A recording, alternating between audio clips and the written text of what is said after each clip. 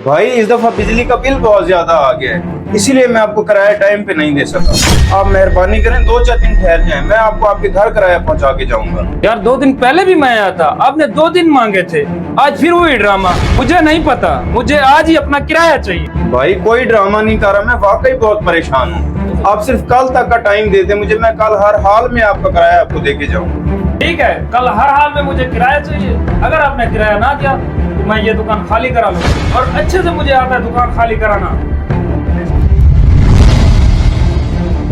राशिद भाई, आप इतने परेशान हैं, आपके हालात तंग हैं, आप अपने भाई से मदद क्यों नहीं ले लेते?